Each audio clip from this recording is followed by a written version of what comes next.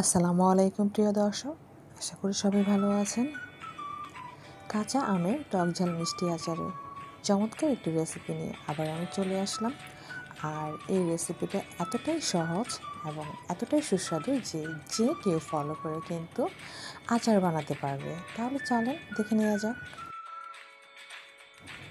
এখানে প্রায় আমি 2 কেজির মতো কাঁচা আম নিয়েছি এবং এগুলোকে ফালি করে কেটে নিয়ে ভালোভাবে ধুয়ে পরিষ্কার করে হলুদ ও লবণ মাখিয়ে ফ্যানের নিচে রেখে দিয়েছিলাম প্রায় 2 থেকে 3 ঘন্টা। আর যেহেতু আমি ওপরে সবুজ আবরণটা রেখে দিয়েছি, তাই আমি এই পাশে একটু কেচে দিয়েছি। এইভাবে আম কেটে নিতে আপনারা সবাই পারেন, তাই আর আমি নতুন করে আম কেটে দেখালাম না।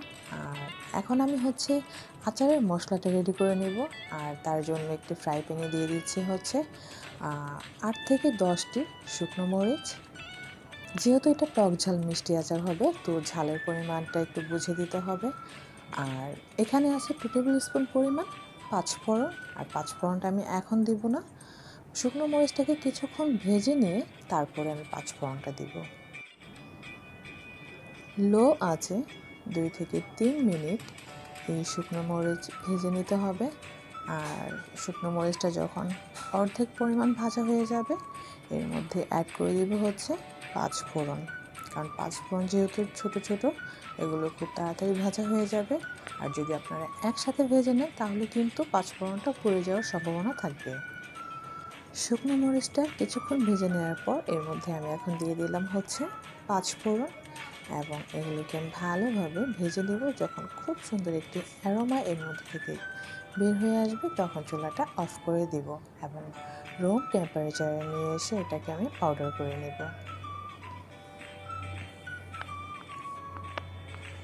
এখন যে হাঁড়িটাতে আমি আচার করব, সেখানে দিয়ে দিব প্রায় 1.5 কাপ পরিমাণ সরষে তেল।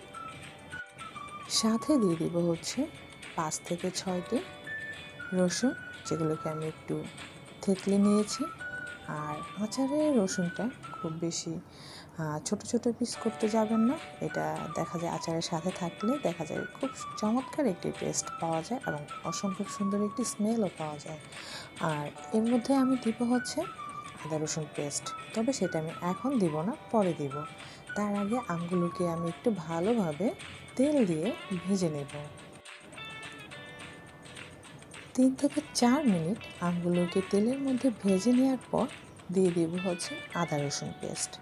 তো অনেকেই বলতে পারেন যে আদা রসুনটা আগে কেন দিলেন না। আদা রসুনটা আগে দিলে যেটা হয়, সেটা দেখা যাচ্ছে যে এটা কিন্তু মশলার সাথে আমের সাথে না মিশে এটা অনেক সময় দেখা যায় যে হাঁড়ির যে নিচের অংশ সেখানে কিন্তু লেগে যেতে পারে।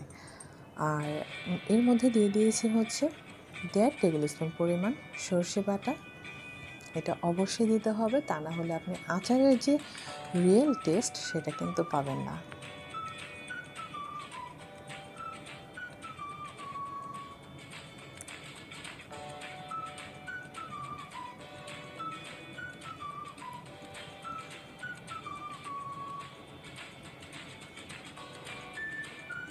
খেয়াল রাখতে হবে যেন নিচে লেগে না যায়।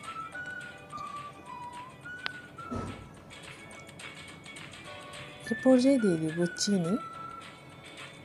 আর চিনিটা একটু বুঝিয়ে দিতে হবে। আমি এখানে প্রায় 1.5 কাপ পরিমাণ চিনি দিয়েছি। যেহেতু এটা টক ঝাল মিষ্টি আচার, তো খুব বেশি পরিমাণ চিনি কিন্তু দেওয়া যাবে না, যাতে করে আবার টকের স্বাদটা একেবারেই চলে না যায়।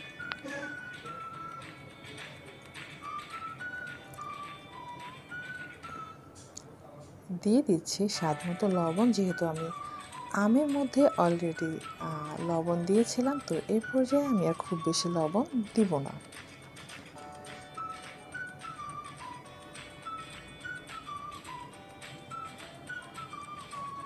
আর যখন চিনির শিরাটা ঘন হয়ে আসবে, পানির অংশটা শুকিয়ে যাবে, ওই পর্যায়ে দিয়ে দিচ্ছি 1/3 কাপ পরিমাণ হোয়াইট ভিনেগার। আর এটা প্রিজারভেটিভের কাজ করবে, কারণ দীর্ঘ সময় এই আচার সংরক্ষণ করতে গেলে অবশ্যই ভিনেগার দিতে হবে।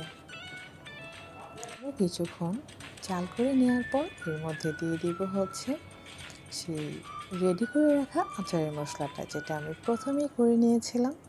আর এই মশলাটা একেবারে মিহি করার দরকার নেই। আচারের এই মশলাটা আমি সব সময় আচার হয়ে যাওয়ার একেবারে শেষের দিকে দিই। এতে করে আচার থেকে চমৎকার একটি সুগন্ধ পাওয়া যায়। আর এটা যদি আপনি প্রথমে দিয়ে দেন তাহলে কিন্তু এই সুগন্ধটা নাও থাকতে পারে। আর এভাবেই হয়ে গিয়েছে আমার কাঁচা আমের টকঝাল মিষ্টি আচার।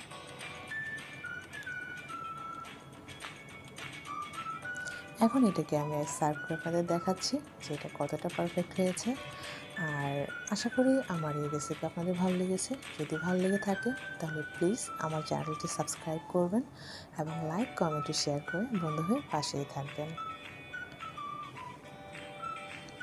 যারা কখনো আচার বানাননি, আমার এই রেসিপি দেখে খুব সহজে তারাও কিন্তু আচার করতে পারবেন।